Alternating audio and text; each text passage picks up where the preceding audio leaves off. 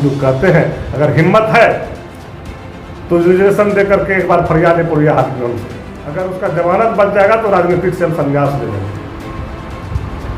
खुलेआम मेरा चुनौती है। राजनीतिक पूरे झारखंड राज्य की राजनीतिक गरमाया हुआ है और आज जो सोशल मीडिया में आया है कि प्रदीप यादव का जो एक बयान आया है, उस बयान से यह स्पष्ट होता है डिवीजन शब्दों का उन्होंने इस्तेमाल किया है, लेकिन किसी का नाम खुलासा उन्होंने नहीं किया है, क्योंकि यूपीए में वो बड़ा नेता है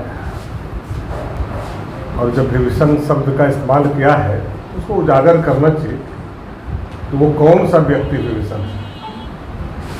उसमें अगर हिम्मत है तो उसका नाम को भी उजागर करना चाहिए। आपको खुल के उनको बताना निशाना है। हमने कहा ना कि निशाना का बात उन्होंने कहा भीतरघात हुआ कल जिला परिषद चेयरमैन में और उपाध्यक्ष में, और जिस शब्दों का इस्तेमाल किया उनको क्लियर करना चाहिए ना, जिन पे भी उनको शक है उसका नाम क्लियर करना चाहिए। हम तो खुलेआम उससे लड़ रहे थे, हम तो पीछे से लड़ नहीं रहे थे, हम तो सामने से लड़ रहे थे। हालांकि विकास सिंह ने तो स्पष्ट रूप से दीपिका मैडम का नाम लिया। लेकिन विकास सिंह छोटा भाई है और उतना छोटा करके नेता से हमारी तुलना नहीं होना चाहिए। हमारे लेवल का जो नेता है हम उससे बात करते हैं। और विकास जी ने आप देखे होंगे ये भी कहा कि हम लालू जी के शिष्य रह चुके हैं, ये भी आप लोगों ने सुने हो। तो वो छोटा भाई है, उस पर हमारा कमेंट करना उचित नहीं रहेगा। हमारी लड़ाई जिससे है उस पर अगर हम कुछ बोलेंगे तो लोग उसको लेगा अच्छे तरीके से। और जिस तरह से गोड्डा की राजनीति में भूचाल आई है, जो आप लोगों ने सुने होंगे, छक्का मारा क्या क्या बोल रहा था, हम लोग देख रहे थे भाई, उनका फोटो लगा करके बार बार छक्का मारे जा रहा था। जिस तरह से नेट गुल हो गया, जो मुख्यालय में ही नेट गोल हो गया, आप समझ सकते हैं कि ब्लॉक में छक्का मार रहे थे और मुख्यालय में चेयरमैन उपाध्यक्ष में नेट गोल हो गया। और उसके बाद किसी के ऊपर आरोप लगाना ये कहीं से जो है न्याय संगत नहीं है। दूसरी बात है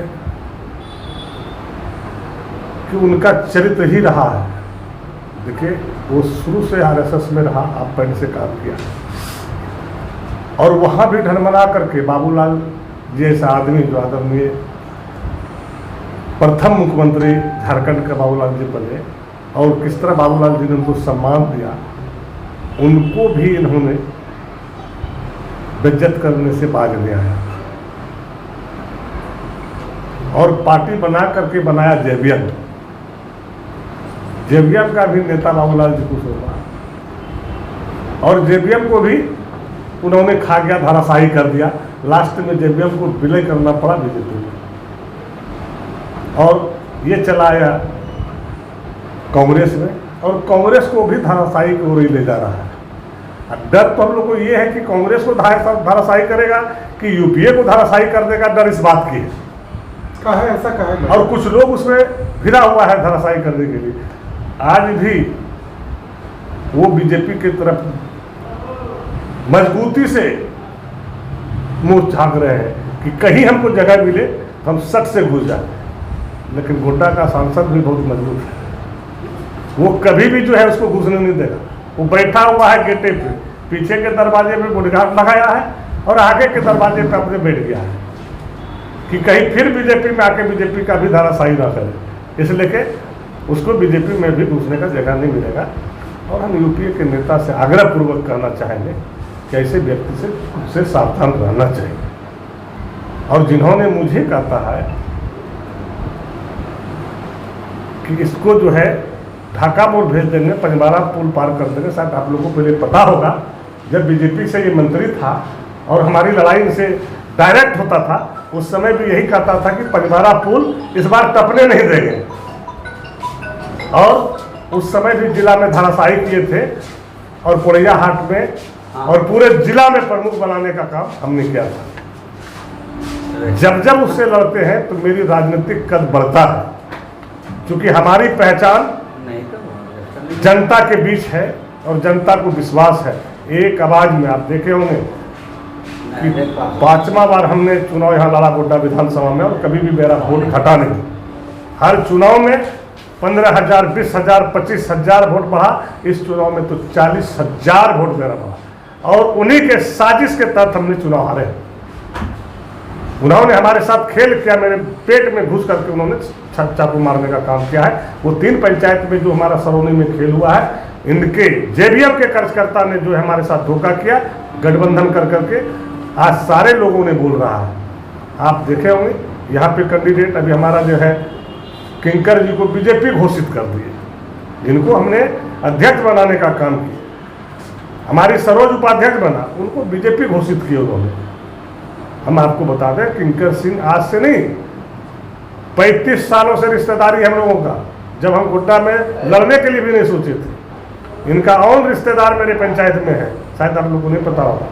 और जब भी चुनाव होता है किंकर सिंह ने अपने घर से रुपया खर्चा करके और अपना जो है बाउंड्री में हमारा कार्यकर्ता को 2550 जो बिहार से आता है उसको अपने घर में रख करके और आरजेडी को मदद करने का काम करता है। तो ऐसे लोगों को कहता है बीजेपी है। अब नया लड़का बच्चा है, बेटा है, वो कौन कहाँ जाता है नहीं जाता वो कौन जानता है।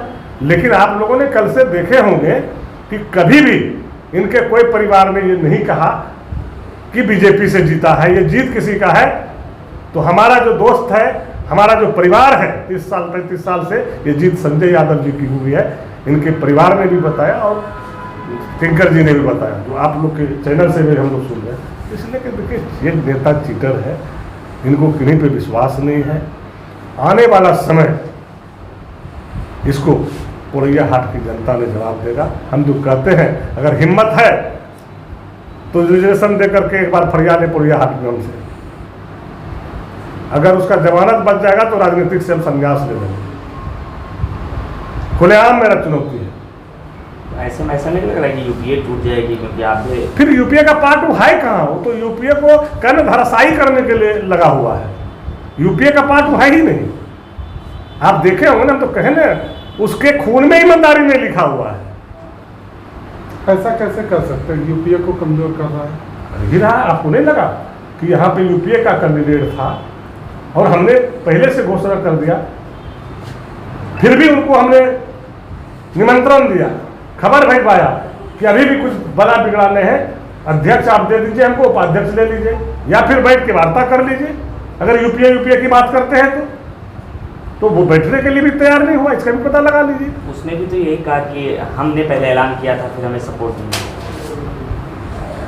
देखिए हम किसी को मदद कर रहे हैं और कोई डायरेक्ट फाइट कर रहा है, और हम दोनों में क्लियर कट था, ना कोई अध्यक्ष की लड़ाई था ना उपाध्यक्ष का।